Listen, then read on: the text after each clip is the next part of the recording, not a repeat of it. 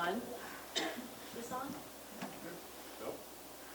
Welcome everyone, and I really appreciate you brave souls coming out, even though it's cold. We're really looking forward to the program this evening with Dan Vermillion. It is our last Guiding the Experience program. My name is Karen Reinhardt, and I'm the curator at the Yellowstone Gateway Museum. Also, a warm welcome to our Zoom audience this evening. After the program, you'll be able to answer questions, and for our Zoom audience, please use the Q&A feature at the bottom of the screen, and Diane Chalfant will ask as many of the questions as possible. A special thanks to Diane for helping with our virtual audience. Thank you also to Rob Park for co-hosting the series, and to volunteer Scott Johnson for filming it, making it possible for folks at home to view via Zoom and later on our YouTube channel. We appreciate your donations, which really help. A bathroom is up front through this door, and a reminder to please mute your cell phones. And now for tonight's program. Dan Vermillion grew up on the Yellowstone River and has guided on his home river since 1989. He grew up in Billings as well as on his family ranch in Grey Cliff, but also called Bolivia and Ecuador home. After graduating from American University, Washington, D.C., and managing lodges overseas and in Montana, Dan returned to get his law degree from the University of Montana. His stint as an attorney in Billings ended with an epiphany as a flock of geese passed his window on a particularly fine fall day. Weeks later, he retired from law and joined his younger brothers, Pat and Jeff, and Ron Meek, to help build Sweetwater Travel Company. They now operate and/or manage lodges in Alaska, Bahamas, Brazil, British Columbia, England, Mongolia, and Montana. When not guiding, Dan served as chairman of Montana's Fish and Wildlife Commission under Governors Schweitzer and Bullock from 2007 to 2019. Let's welcome Dan as he tells stories about how the Yellowstone River helped build their company, leading to a lifetime of adventures to some of the world's best fisheries. Dan?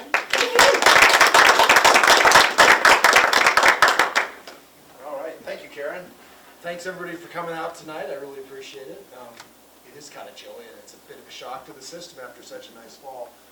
But yeah, it's a real honor to be here, and it's kind of this is a little bit different slideshow than the type of slideshows I typically bring, which is where I just try to sell my fishing trips. So hopefully I'll just tell some stories. And thought I'd start, as Karen said, I grew up in Billings, you know, and we grew up at a time, it was in the 70s in Billings, when you'd drive up to Livingston, and we'd get our flies at Dan Bailey's Fly Shop. We'd buy a bunch of Joe's hoppers, and then we'd drive them to the park. And we'd go fish cutthroat on Slough Creek and Lamar, and then it was just a really, with three brothers, none of us were particularly good athletes, but we all loved to fish, so that was sort of a competitive sport. And we started, you know, three brothers on the Yellowstone, and so we have a family place down by Grey Cliff, and I think we bought that in, I shouldn't say we, but folks bought that in 1971, and it wasn't too much longer after that that we started just pretty much spending as much time down there as we could fishing. And let's see, page down.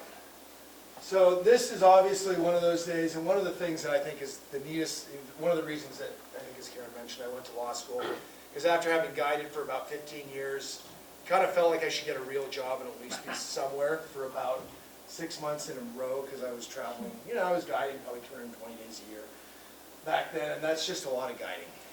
And so, but one of the reasons, so I decided I needed to go to law school, came and wanted to come back to Montana. I went to law school and started practicing law, and you know, I wasn't too bad at it, but it just was not my thing. And keeping track of my time in 6-minute increments really is not something I was very good at. So after about a year and a half, you know, I'd sit on we were on the 22nd floor of the Sheridan building in Livingston, or Billings, I should say, and you know, those geese every day would fly by my window. And I used to really love the goose hunt. I don't do that as much now, but and it just eventually got to me. So I had to, I didn't have to. I decided to. I had the option, fortunately, of joining my brothers. And I remember, you know, when I went to tell the lawyers that I was leaving their firm and what have you, they looked at me and they said, "Well, if you'd said you were doing anything other than going to start a business in Mongolia, we'd have been somewhat upset with you." And you know, that was something that we all kind of figured that. My brothers were living in a house over on South 3rd at that time, and they would pretty much wait till their neighbor, who was Paul Grigsby, who was a lawyer at Talbot LRC, would go to work, and then they'd sneak over to his house and steal all his freshly baked cookies.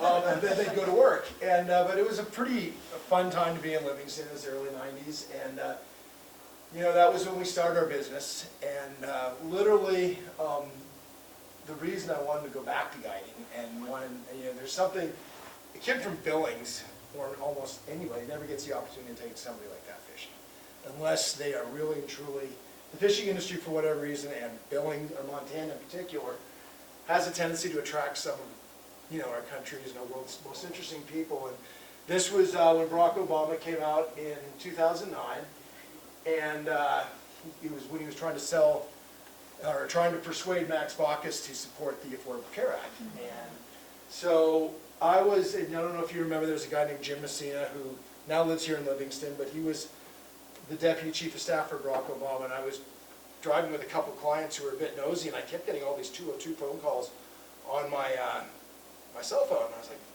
figured it was somebody asking for money from DC. And eventually I figured I better answer it, and it was like, this is the White House, would you please hold for, I think it was Jim Messina, and he said, how would you like to take America's most prominent African-American fly fishing? And I really thought, at the time it was a joke. I just didn't think that was something that was going to happen. But he said, and you can't tell anybody for 3 weeks. So, you know, my wife said, you know, she's a photojournalist, and so I definitely couldn't tell her. And it was one of the hardest secrets, one of the hardest secrets I've ever had to keep. And, you know, the week before he showed up, the Secret Service came out, and they said to me, well, I kind of oversold myself and told them I really knew the Madison really well. And they said, well, we want to be really inconspicuous, so we'll meet you in Ennis. And so I pulled into Ennis about 9 o'clock, and I was supposed to meet him at the cafe, and there were 7 black Suburbans. I was like, okay, that's inconspicuous. But eventually we got it all loaded up, and we started to drive down to Jeff Laszlo's place at Odell Spring Creek, and, you know, I missed the turn. So I turned around, and, you know, as any good guide can do, and I'm not saying particularly good, but I can BS, and told them a little bit of the story. I think they got sidetracked, and we went down to the creek, and we spent 4 days getting the creek ready, or getting the place ready for it. And then, you know, it's Thursday afternoon, and Friday morning, you looked at the weather report, and I was like, there's just no way this fishing trip's going to happen. And we went over to Belgrade, we had everything set up, and he landed in at the airport, and the weather was just horrible, and they said, you need to come with us. And he said, oh, I said, okay. And next thing I go into the back, and I'm back there with everybody, and they're like, you need to get all your fishing gear because you're going to fly the president in the helicopter to go fish on the Madison. I'm like, okay. So I was pretty excited that I'd get to fly in the Marine One, and then unfortunately the weather got really bad, and I'm like, God, it's going to get canceled. But as luck would have it, my cousin owns a place on the East Gallatin that's only about a mile or so away. So we went over there to fish, and he has a long driveway, and you know, I got everything set up with my brother Pat, and you know, we're with the Secret Service guys, and they start saying, okay, POTUS is rolling, all the things you think you're going to hear happen, and they put all, like Wolf Blitzer and all the guys in this hangar, and they put newspapers over all the windows so they couldn't take any pictures. And then all these cars come up, and the vehicles all split off, and eventually this one big Suburban comes up and pulls up right in front of me. He gets out of the Suburban, I just burst into tears. Could not control my emotions because he was one of my heroes. And he came over, and we spent, you know, he just came over and said, you must be my guide. And I said, yeah, I am. And I was stuttering. And then he goes, come with me. And next thing I know, I'm in this bedroom, and Barack Obama's talking to me in his underwear. And I'm like, and he's getting out of his dress clothes and trying to get into his fishing clothes, which I brought him, and he's trying to have a conversation with me, and I'm really having a hard time saying, can you believe this is happening? And I wasn't doing a particularly good job at capturing his attention.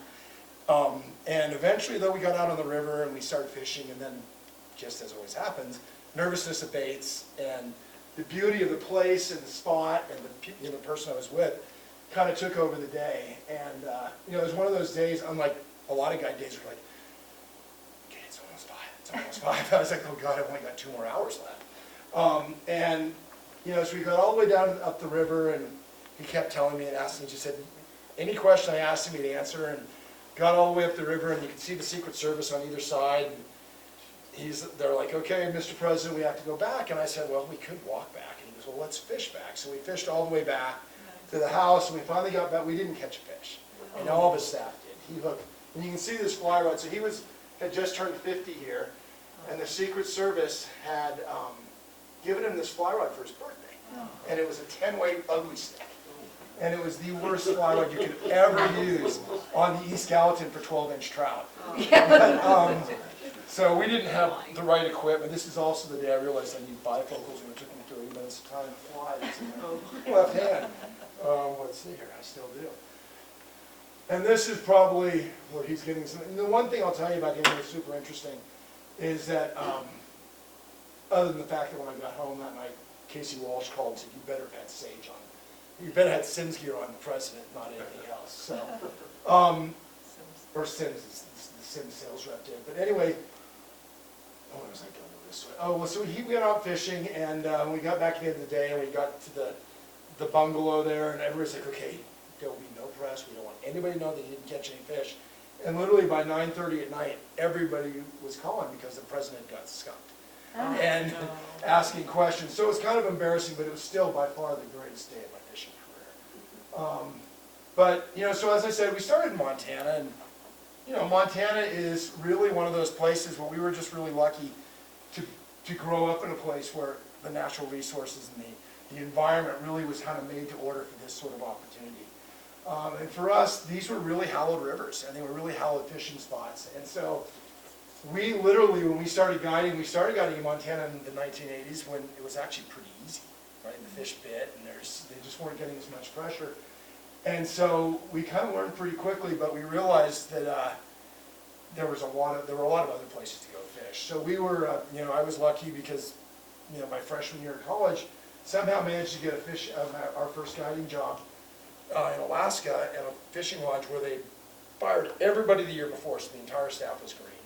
And literally in the first 3 weeks, I broke more equipment because I knew how to fish, but I did not have any mechanical skills, and I still barely do. But just had a really rough start to the guiding career. But fortunately, I worked hard enough that the guy didn't fire me. And then every fall we'd come home, right? And you'd come back, and we all kind of like to come back to Livingston in the fall and kind of chase these brown trout. And that's right off the golf course. And over time, I've kind of got this divided by our different operations, but we built this, we guided for years. And one of the things I said when I started out, I didn't do a particularly good job. Didn't do a particularly good job about starting. And I made a lot of mistakes. So eventually, now we have these different fishing lodges, and we've started a guide school. And so we've got this guide school, and we run about 150 to 160 kids through it a year. And we do it down, so I grew up in Billings, and the other great thing about growing up in Billings in the 70s is my dad was the doctor in Crow Agency. So when they closed down the Bighorn Reservation, or the Bighorn River, in the late 70s, early 80s, from 76 to 82, we were the only ones that got to fish. And so, we'd go down there and fish and hunt and have the river pretty much to ourselves, and we had like 2 flies in our box. It was a royal wolf and a grasshopper.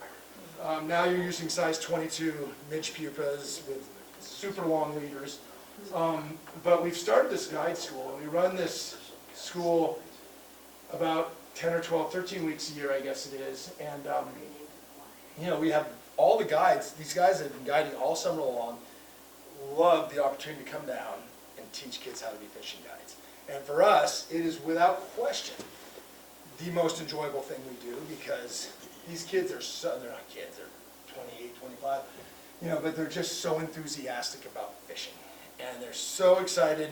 And sometimes I would get, and I imagine any of you that have lived here a long time could get a little jaded about the fishing and whether it's still any good and stuff. And, we get these kids to come to our guide school, and I'll take them down the river, and I'll say, God, I'm sorry, I was so busy today, kind of slow fishing. He goes, that was the best day of fishing I've ever had in my life. And, it really all depends on your vantage point, right? And so, these kids are just really fun because they're the bar for making them happy out on the river, and they also think you're just kind of God because you're a fishing guide, and that's what they want to be. So it's a pretty neat program. And, you know, over time now, you can go to fly fishing shows in Denver, New Jersey, wherever, where we go do kind of slide shows and what have you. And you go look at the managers and the guides working a lot of these lodges, and they've been to our guide school. So it's kind of, we never set it up as a farm system. We never thought about it as a farm system, but it's kind of become that for us. And, you know, the other thing is these kids are all going out and guiding all over the world with people who we want to have as customers. And we're usually the people that were their first entry into the fly fishing business, so they really hold us in fairly high regard. So we get a ton of referrals from that as well. And, you know, ultimately, over time, we used to run the guide school as strictly about fishing, and now it's more about conservation and ethics and how to, because I think, at least for me, guiding's changed in Montana, and there's a lot, I think there's more responsibility now. I think that if you're lucky enough to make your living on a public resource, I think it only begs, and it just goes to follow that you should hopefully do your part to, because if you're making some money on it, you have an extra responsibility to hopefully make sure that future generations have the same opportunity. And so that's really what we do with the guide school, and these are just some pictures of, you know, different fish we catch on the Bighorn. About 60% of the students who come through our school are vets. So we do a lot of VA, GI Bill stuff, and, you know, these kids, these students are vets that come through these schools, and their stories and the things they've done over there in their short lives, you just kind of will cause you to draw the job. They're really impressive people. One of the things that changed in Montana over time, and we do a lot more now, is guiding carp fishing. And it's actually super fun. My brother Jeff now has a flats boat, and we, you know, we'll go fish the south end of Canyon Ferry, and this is all up in the Yellowtail Reservoir above the dam.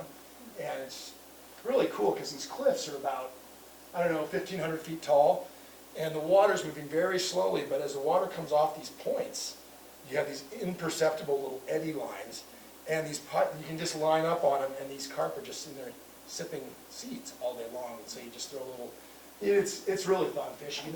They're really, this is a small one, but you'll get them up to 15 to 20 pounds. And why we like it is that much like where the Montana we grew up in, where you didn't see a lot of people fishing, there's nobody out fishing carp. So it's kind of now about reinventing the experience to find new opportunities that may be a little bit more unique.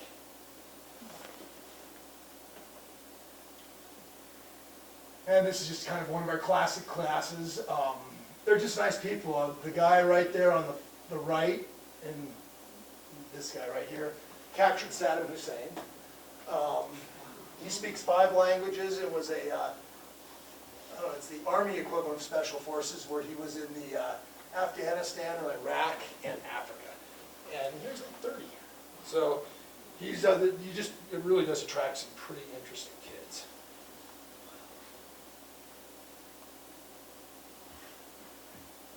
You probably all recognize that. So after I got out of law, when I went to law school, I graduated, took the bar on like August 5th, and then on August 10th, flew to Mongolia with my brother to check out this trout fishery, what we thought it was. This place in Mongolia where we're at is the same latitude as Great Falls, looks just like Great Falls. As far as the countryside around there, it's really beautiful. Elk, deer, just pretty much, I mean, it's really the same. It's very similar to Montana, except that you catch these fish, and you'll catch trout that get up to about 70 or 80 pounds on dry flies. This is my 3rd cast in Mongolia. And we both, my brother Jeff, and you don't usually expect it when you're on an exploratory trip, and that's how you discover a lot of these fisheries, is that you go out and you do a couple trips to see if there's actually something there, and usually they're a bust. And this trip, like the 3rd cast, we were hooked. And I think this is we started this is 1996, so we've now been there almost 27 years or something. But you can just see how pretty it is. And the other thing I love about Mongolia is it's a lot like Montana. You can see the kind of the little herder tents here and here, here, and they just move their cows around. But it's one of those few places I still travel that gives me a lot of hope for the future. These are really, really good people. They're doing a great job managing their natural resources. They're blessed by the fact they're 2.5 times the size of Texas with about 2 million people. of which 1.6 or 1.8 of them are in the capital. So it's a really neat place. Timing, this is the trout. And so that's a muskrat. And so we're fishing for these fish that eat muskrats. So sometimes it's a little hard to compete. And you know, this is the hard part about showing slides like this is when you go there, you think that's all you're going to see. It's still a fishery. You still have to work pretty hard to catch them. Wow. But, you know, that's one from this fall. So the other thing that's kind of happened at our lodge in Mongolia that's pretty neat is, you know, we started out, we had, I guess we run 12 guides over there at one point, and they were almost all American. Now they're all Mongolian except for 2 or 3 of us. And none of them ever fly fished before. Really none of them have fished, they're all Buddhists, but they are such quick studies. And they're wonderful people. They come over here and help us with everything. They're just really spectacular folks. But this is called the taimen. So they're the world's largest trout species. And they get up to roughly, the largest one that's ever been netted is 225 pounds. We get them up to, the biggest one I think we've ever caught was 62 inches by about 28 girth. So, you know, that's 80 to 90 pounds if you follow the formulas. Some of them, and the other thing that's really interesting about these fish is this was a particularly good year over there, so they're pretty fat. Other years, they'll be just skinnier than Dickens.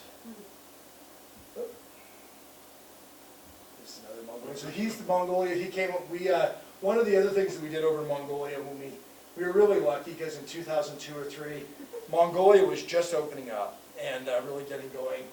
And the World Bank was in Mongolia and had really looked at Mongolia as kind of an opportunity to have some pretty solid conservation work, and it was right during the Bush years, so faith-based conservation was kind of a buzz term in the development community. And we came up with an idea largely through this World Bank officer to create a faith-based conservation project in Mongolia. And so the idea was to because when the Russians pulled in the 1920s, they kind of wiped out the Buddhists, they burned the monasteries and what have you. So the Buddhist faith really went underground. But the Buddhist faith is fairly benevolent when it comes to natural resources and fish and harvesting stuff like that.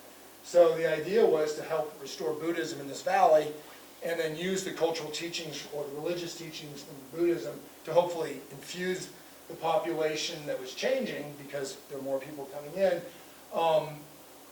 to kind of conserve the fish and what have you. And, you know, by and large, it's worked. When we first got there in 1995, the fishing was amazing, but as folks started to show up, Russians, Czechs, Germans, us, you know, there is an impact on the fishery, and so the fishery started to, it wasn't what it had been, and so, but this conservation project has been really successful, and the most successful part of it is that, not that, you know, originally when we started it, the idea was, okay, we're just going to keep people off the river and protect it, but that's so unsustainable, because they live there, right, and so, eventually, over time, the Mongolians that came over here and worked started something called the Mongolian Fly Fishing Association that's been really been pushing catch and release. And so now, you know, you'll see Mongolians spin fishing, but you're also going to see Mongolians out there spin fishing and releasing their fish. And, you know, as long as you can get to the point where people release their fish, sports fishing should be sustainable as long as you do it correctly. And it's, you know, fortunately, it feels like it's playing out that way. The other person that helped us in a lot of the conservation projects is another Livingston guide named Charlie Kahn. He guided over there with us from like 97 or 98 through 2014, and then he ran something called the Taimen Conservation Fund, or the Taimen Fund. And you know, that was really just trying to raise money from American fishermen to support our project there. As I mentioned, the cultural part of Mongolia is pretty special, and so one of the things we did as part of the restoration project was there's a monastery there. It was called Dianderk Monastery. At one time had 400 monks living in it, and it's way up this river valley, super beautiful. Well, the Russians or the Soviets came in and they were going to burn this monastery. So the Mongolian herders, who were all Buddhists, they showed up. They were ahead of, you know, just like back in the old days around here. People knew when other folks were coming in on their horses. So they came and warned the monks. And these monks all moved up to this cave called Dianderk. Dying Derrick's the world's 12th largest cave, and it starts probably about a mile on the side, this side of the Russian border, and goes all the way through under the Russian border and comes up on Russia. Well, they escaped into Russia, and they escaped into the cave, and they lived in this cave for like 7 years. And you go into this cave, and there's all sorts of they took all the artifacts, all the sutras from the monastery, and took them up and put them in the cave. And so when we went back, and when we first got there, there were just 3 posts. But everybody told you about this monastery, and so we, with the faith-based conservation, raised money and got money from the World Bank to build this monastery. That is beautiful, but the coolest part of the whole thing was the day we kind of coronated or brought the monastery online and had, opened it up, inaugurated it, so to speak. There were probably 1,000 herders from all around the area, probably 700 people on horses, and they had them all tied up, and they do wrestling, and it's the other thing that's cool about this monastery is it's Buddhist and it's animist, and it's where the 2 religious beliefs or kind of systems sort of clashed, and so the monastery is set up, and one side of the monastery is animist, and the other side is Buddhist, but they all sort of get along, and they all came and they do big wrestling matches, and I guess it kind of goes back to what I said about Barack Obama early on. It's just not one of those things that you expect to do when you become a fishing guide, or have the opportunity. And here you can see kind of, this is in the capital. But this is the head monk, and so, and then you can see it's kind of classic, just like you'd see in Russia, with, the old Mongolian war heroes wearing their Russian medals and what have you. And sadly, over time, those folks are kind of disappearing. And then these are the 2 young monks that come in, and they will eventually, once they go through all their training, come back and be the Buddhist monks at this particular monastery.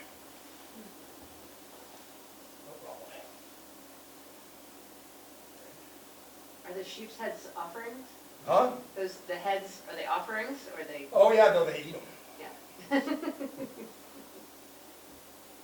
So when we got out of, as Karen said, I grew up, was an exchange student in South America, and when after we started, I guess in 1988 or 89, we finished in Alaska, and I speak Spanish, and I saw an ad in the Orvis News looking for a bilingual fly fishing guide. And so I called Frontiers and said, hey, I speak Spanish. Like, you're kidding. They didn't expect to find a fishing guide who spoke Spanish, but I'd lived down there for a long time. They said, well, how would you and your brother like to go down and manage this lodge in Venezuela? So we were on the Colombian-Venezuelan border in 1990. We had a staff of 16. We got robbed. So it was right in the area of all the drug dealers and Colombian guerrillas, and it was the worst winter of my life. It was so stressful. Because we were 21 or 22 and we were managing all these people, and they just kind of looked at us like, whatever. And we had this guy who was our boss, who was a Nazi fugitive, I'm sure his name was Otto Winkler. And he was so difficult, but we were going to quit. And then Frontier said, well, guess what? If you'll stay through the season, we're opening this new lodge in Russia, you can go guide in Russia for us. And we were like, Russia? And it was when they were opening up, right after the Soviet Union fell apart, they were opening up the Panoy, and they said, if you'll stay through the season, we'll let you go guide in Russia. So, we made it through the season, barely. And then, yeah, so that was, but we spent, and now we manage a lodge, and then, so we did Venezuela one winter. I'd had enough. My brother Jeff was an exchange student in Brazil, so he spoke Portuguese, and kind of when Venezuela fell apart, all the fly fishing operations moved to northern Brazil. And that's where we are right now, up right on the Guyana border. But, the cool thing about the jungle, and this was taken 2 years ago. So you read about, and like you saw, the Brazilians had their government, they had their election last Sunday or 2 Sundays ago. And one of the most important issues in that election was the rainforest, right? And this is the part of Brazil that, so when you look at Brazil, and you think about the deforestation, it's mostly in the south. This is all up in our country, and it is so vast and so impenetrable. You get 30 yards off the river, and you're lost. I mean, it's really hard. You can't see the sun, because the trees are so tall, the canopy's complete. And yeah, it's a little disconcerting. One of the funny, or not funny, one of the most amazing things we've ever had happen there was, I think it was our first or second year, had a really rainy season. And so what happens is when the rain comes up, you know, the whole forest floods, right? So the snakes go to where the grass, where there's some dry ground. And we had a bunch of rain, our boats were anchored out in this little slough, and one of the guides was swimming out to get his boat. And he gets out to his boat, or getting out to his boat, and suddenly this anaconda wraps him up. And this is a 22, 20-foot anaconda. And the chef, everybody jumped in the water with their paddles and started beating on the anaconda, and he took off, and then they started doing this. I was like, are you kidding me? But, and you can see he's pretty skinny, so he didn't get the guy. But you can see the size of the head. I mean, this tree right here is probably 8 feet across the bottom. And these are big snakes. So it's definitely not a place to mess around. Huge crocodiles down there, they're really cool. They're about 18 to 20 foot black crocodiles.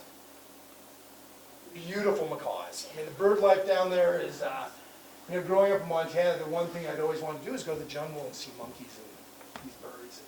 They're still there, and there are a lot of them. Other great thing about Brazil, as you might imagine, is just the diversity of fish.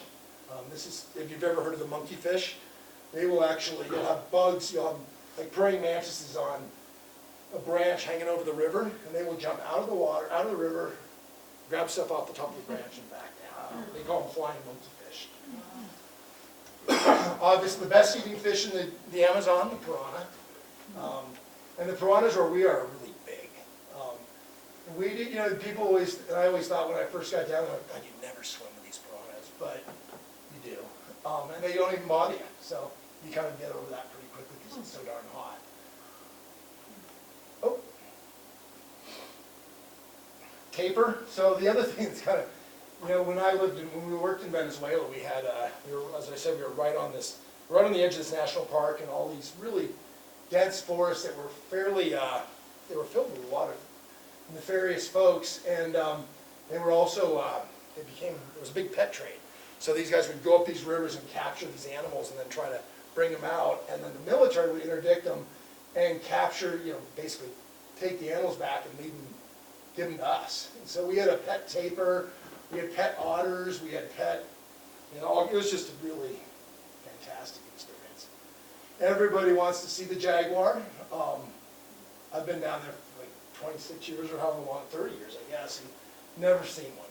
But sometimes you get a guest that shows up for 5 days and gets to spend 15 minutes with one. So this is a jaguar from a couple years ago. And these are the fish that everybody goes down there for.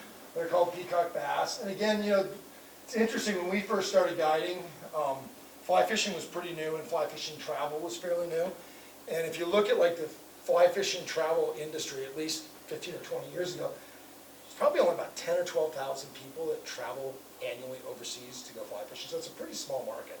And, you know, originally it was only American guys who could go down and we'd set these things up, and, you know, it was really easy to work down there. Now it's really hard because these industries have gotten going, and these are good jobs. I mean, these guys make really good money by Brazilian standards, and they're the ones that should be doing it, not us.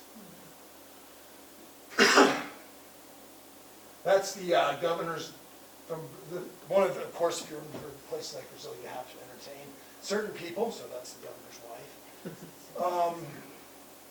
And you can see they're really beautiful fish. They're actually not a bass, they're a cichlid.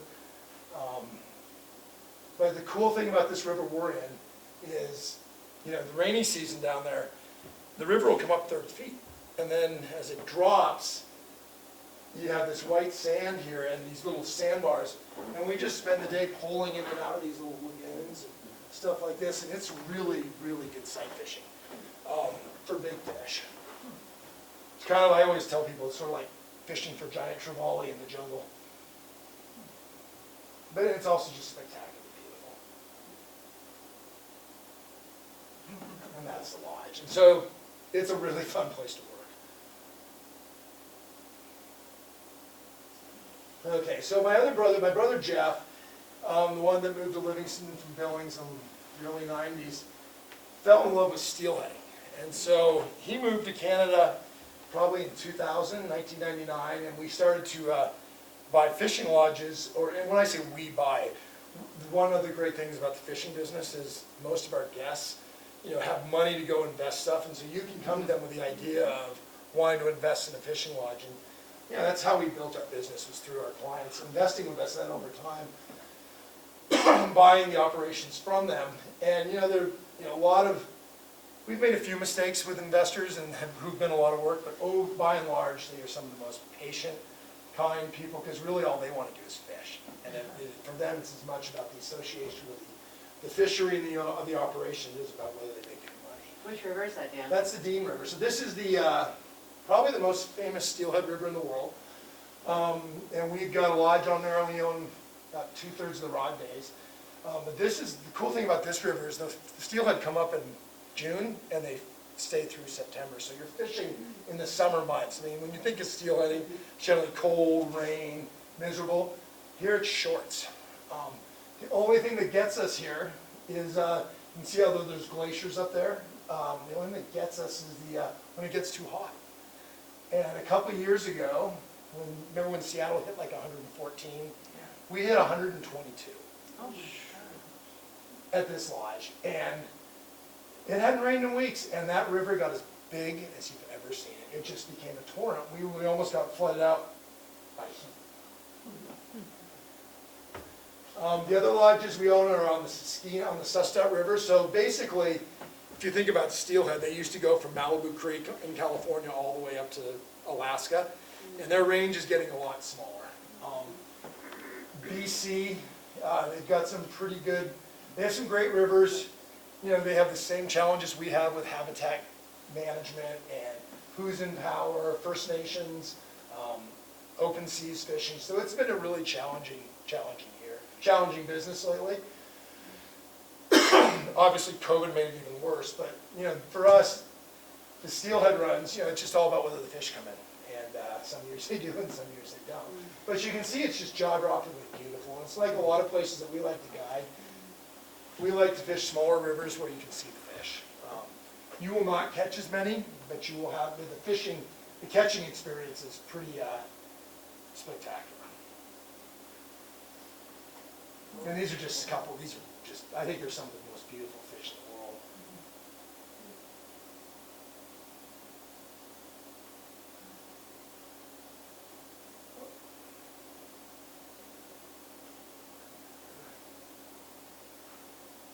So if you ever, the closest place you can probably do that around here is going to Clearwater in Idaho. And one of the things we started doing a little bit is the steelhead season really ends about the 15th of October. But if you can get up there in early November, the fish move into some very different spots, and it'll be cold. But this is right after John Tester won his election, and I flew up to BC to go fishing. I forgot my waders and my fishing rod. So we had quite a celebration, but we eventually caught some fish. And that's one of our favorite little Jack Russells, who's now gone. As I mentioned, the other place we run a lot of operations is Alaska. We've got 3 lodges up there. We've got a lodge on the Copper. We have one up near the Wood River Tick-Chick area, up in here. And then we have another one way out on the Aleutian Chain, which is a partnership with one of the tribal corporations up there. And the one that our partnership with the tribal corporation out on the Aleutians is super cool because you're basically fishing 250 yards from the ocean. And whales are washed, like last year a whale washed up, huge whale. And you'd walk up towards the whale and there'd be 7 or 8 bears in it, just eating, because they'd come out just covered in blubber, smelling like you can't even imagine, but just something that's kind of cool to see. Again, it's all about the trout for us up there. And it's like a lot of the stuff we do, it's so dependent on natural systems continuing to function the way they do. the sockeye runs, it's really interesting what's been going on in Alaska lately. So the king salmon runs, the coho runs are still pretty good, but the Chinooks, kings and the Shane, kings, the cohos are really dropping. The silvers are dropping. The sockeye salmon run is now at least double of what it was in the 80s in Bristol Bay. This year, I think they had 75 million fish. And it is, when I got it up there in the 80s, you know, there were a lot of salmon, of course, but it was just not the same. And one of the things that I think is happening is that these sockeyes are out competing the other species in the open ocean. And, or they stay closer to shore, so they don't get caught by trawlers and what have you, so their numbers are doing pretty well.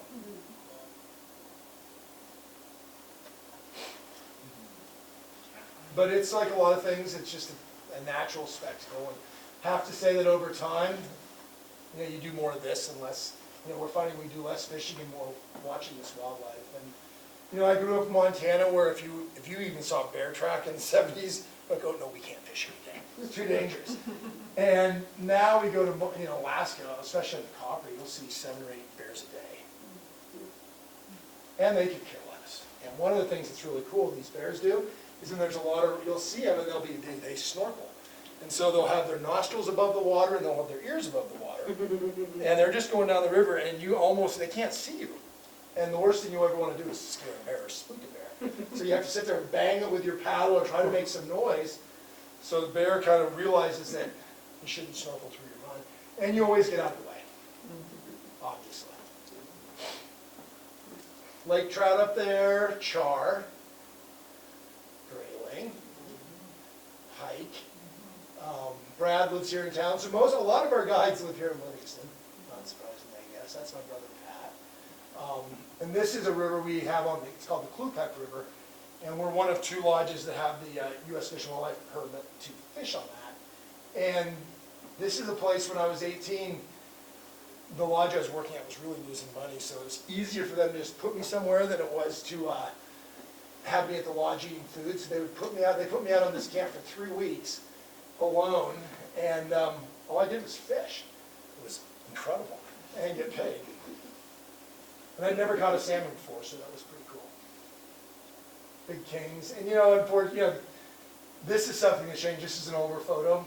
Now the king harvest is so small that you just don't harvest a lot of these big female fish anymore. Our last operation, so when, you know, one of the things, and especially with this weather, we started thinking we want to spend more time in the tropics in the winter. And in the early 90s, mid-90s, bone fishing really started to get popular, and everybody really moved to the Bahamas. In this lodge, it's called Mangrove K Club, and it was started by a guy, an old dentist here in town named Steve McGrath, and his partner, John Boisvert. And it's called Mangrove K Club, and they used to own the Yellowstone Valley Ranch. And then they sold it to a group of guys from the Yellowstone Club who went bankrupt in 2008, and then we bought it in 2010. And, you know, it's a really neat place. It's an incredible operation. We have a great Bahamian partner, and just a really fun place. I can't even stay there. It's too full. So, but it's a good place. It's a nice place. And the Bahamas is a really neat country. You know, I don't know how its future is going to hold up under climate change, because there's certainly on this island, there's nothing over 12 feet high. So we'll see. But it's pretty cool. You can see, like, the boats we run in Brazil are modeled after these boats.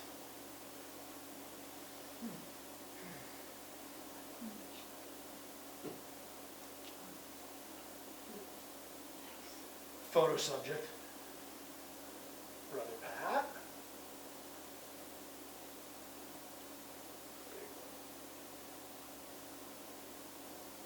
Sunburned Dan. My wife. And Leslie. But, you know, I guess this is kind of the end of my presentation, but, you know, the reason I do what I do, and the reason, the thing that would matters the most to me is just making sure that my son Charlie and his 2 kids and any of our children have these sort of opportunities that we had, and they'll be different. without a doubt. They may not be as bountiful as the opportunities I had from a catching perspective, but making sure that those opportunities are still there it's really important. And, it's hard getting kids into fishing these days. It just is. There's so much else kind of toying at, trying to grab your kids' attention. And so, I don't know what the future of fishing is, whether people are going to fish long-term or not. I think one of the interesting things that I've noticed down, at least on the Bighorn, we also have a lodge on the Bighorn, and growing up on the Bighorn and on the Crow Reservation in the 70s and 80s, even in the 90s, I never saw a single deer, not one. And it wasn't until about 2007 or 8 I saw the first deer down there. And it was not that there aren't deer, but they get hunted all the time, right? And so they act more like the deer in Mongolia, where there's no hunting seasons, they hunt all the time. But now, you're starting to see deer everywhere. And then you start talking to the tribal members, like, what's up with all the deer being around this? What's going on? They're like, the young kids don't hunt. And it's kind of similar. I mean, it's the same sort of challenges that we face, they're facing. And I guess, for me, and one of the things we really try to emphasize with our guide school is guides should really try to, they should always be thinking about how they go about creating more opportunities for more people that aren't paying anglers to go fish. More people what, Dan? They don't pay. I mean, if you got a lot of money, you can go fish anywhere. But Montana is one of those few places where just about anybody can go fish. We're really blessed with public water and public access and pretty good public resources. And, how we manage those resources as demand goes up and supply goes down, that's going to get tricky. And it already is tricky. And made trickier by the fact that we seem to go from one extreme to the other as a country. So, so that's my son, my brother Jeff, a trip to BC a couple years ago. And, when COVID hit in March of 20, we ended up having to cancel everything. I mean, it was just, anybody else that was in the tours, it was the most difficult. Thank God the liquor stores were open all the time, because that really made the difference for me. But all you did was field angry phone calls all day for about a month. And then it went quiet, because everybody, after you got through all the angry phone conversations, then it was like 6 months of just PPP and trying to figure out what to do, because we didn't really have, so we were shut down for 2 years. We got back to Mongolia this year for the first time since 1990, or since 2019. And, knock on wood, everything is still intact. And fisheries are good. And I would say, at least from my perspective, you go to places like Brazil and Argentina, Mongolia, and England, it doesn't feel to me as though there's been as much social strife surrounding COVID as there has been around here. Their communities still feel fairly intact. So maybe we can learn something from that. And that's it. So if you have any questions, I'd be happy to answer.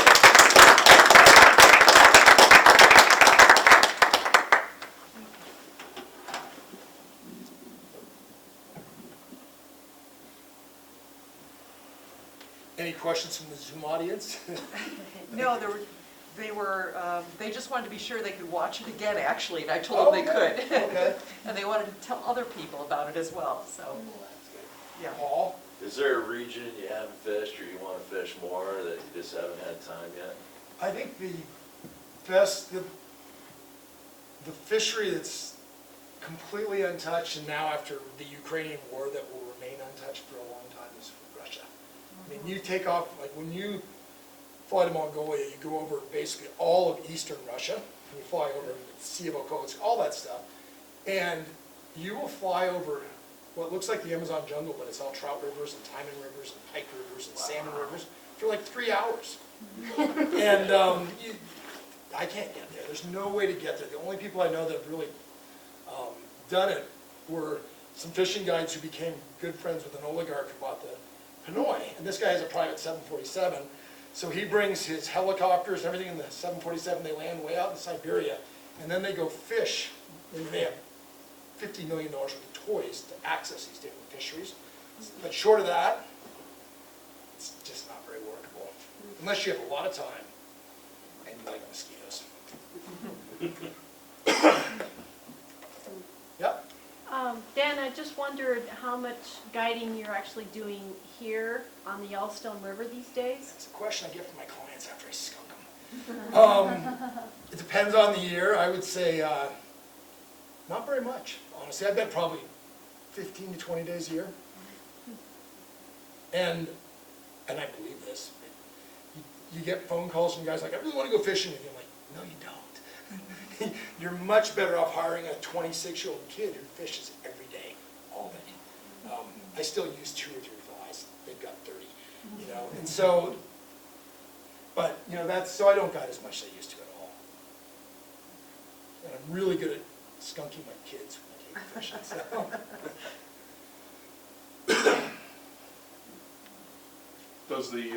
Does the Yellowstone still fish well, or has it just gotten more challenging in time? Is it? I would say the biggest difference I noticed on the Yellowstone is, it used to be when the water cleared, you had a bunch of time, you know, and the runway for good fishing was a lot longer.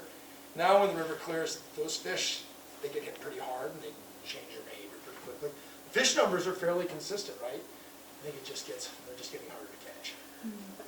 And no, I mean, I don't think that, I think one of the biggest challenges we're facing, like the summer of 21, August, you remember how smoky it was? It was just hideous. And we were completely sold out because nobody could travel anywhere.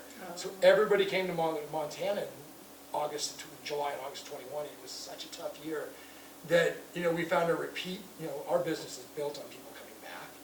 And that repeat ratio is getting, Montana is one of the places where it's getting tougher. And, you know, this year in September and August, you know, it was hoot owl. I mean, it just, you know, we need some decent weather. Yeah. You know, with the user restrictions that they're trying to implement on the Madison, do you ever foresee that happening on the Yellowstone? Yes, I do. I think, you know, I don't know if you've been following that study that came out that Jeff Reed, I can't remember what the name of his group is. It's not his group, but there's a group, and they're really trying to study the recreational access questions in Park County and Paradise Valley. And Max will remember better than me, but I think they said when they were doing surveys, they were doing like, you know, they had cameras set up and then they were doing actually streamside surveys of the takeouts, that only 17% of the people fishing the Yellowstone on the weekends in Park County, in Paradise Valley, were actually fishing. And of that, and of the 100 people, only 7 or 8 or 9% of them were guided.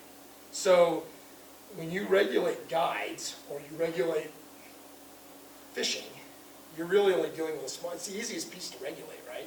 Because we're consuming, Yeah. we're making a living, but how do you, you're not really dealing with the numbers. And so I've kind of come to the point, I was on the Fish and Game Commission for a long time, and I abstained from all those Madison votes because I have a Madison permit. But, you know, I've kind of come to the conclusion, I think one of the coolest things about the guiding business is if you have a drift boat, a truck, you can be a guide. Now, there's a lot of people for whom that that means there's going to be too many guides. But guides tend to shake, they kind of blow out pretty quickly.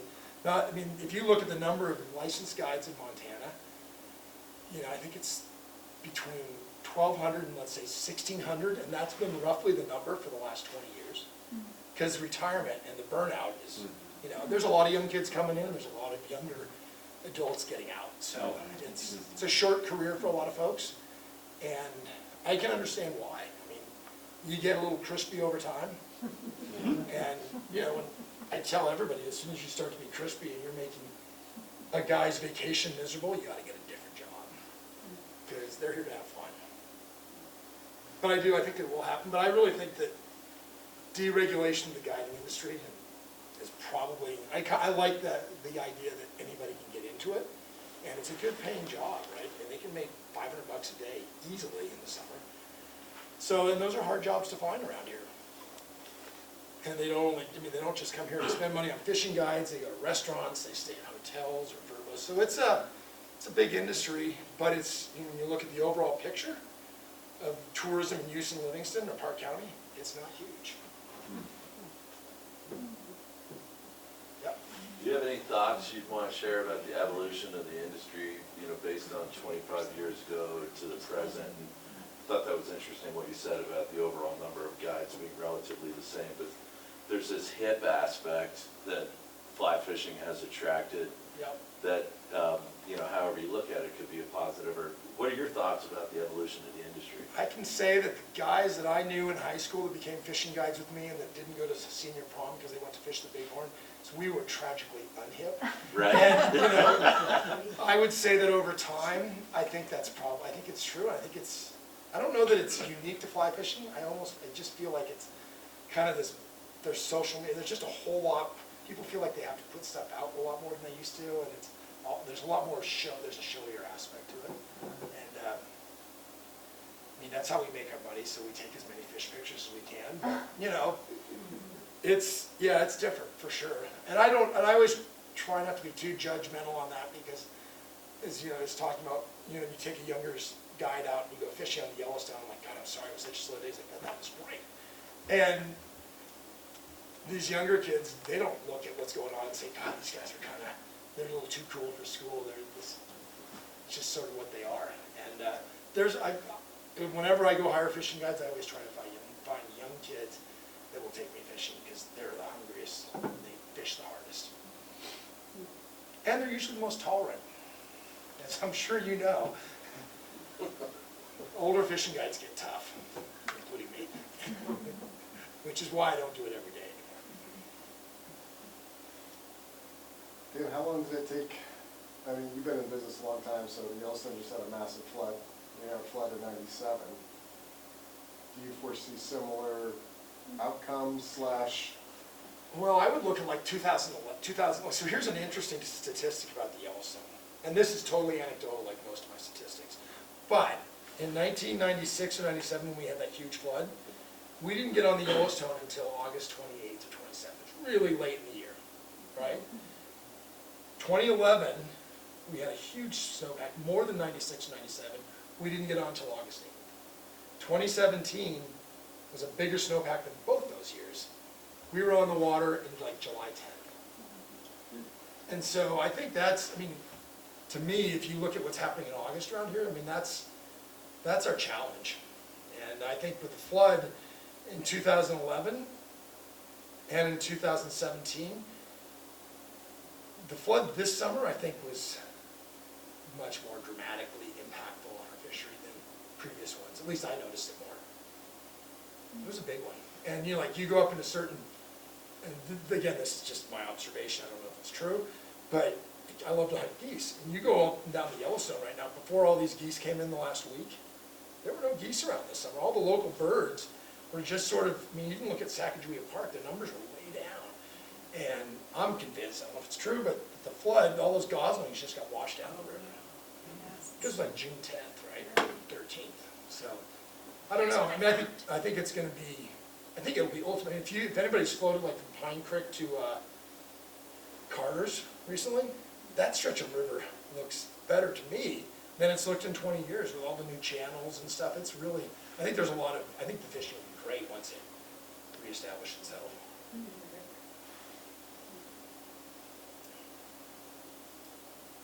All right, yep. I have one more question. Sure. Can you share a story of a day that was the most challenging to you over your fishing guide career? There's a bunch of them. Well, I'll put it this way. So, the most traumatic day we had was once when we started our operation in Mongolia. My brother Jeff literally sold his truck, and we sold a whole bunch of fishing trips. We took the client's money, bought a bunch of equipment, shipped it to Mongolia, and then the only way we were going to be able to we had to be able to perform our duties and get through the season to basically not have to owe these people a bunch of money. And so we got over there, and we were terrified. And you just felt like this was back in the day when we didn't have sat phones, and we would fly people into camp on Russian biplanes. And sometimes like the first trip that week, the helicopter left at 8 o'clock in the morning to come at our camp. They should have been there at 11. 4 o'clock in the afternoon, they weren't there. And we're like, Russian helicopter first day, our business is done. Well, then about 7 o'clock, they came rolling in, and they had just run out of gas. at a particular airport they landed, they didn't have any gas, so they had to wait. So we got that going, and like the third day of the season, things were starting to work pretty well.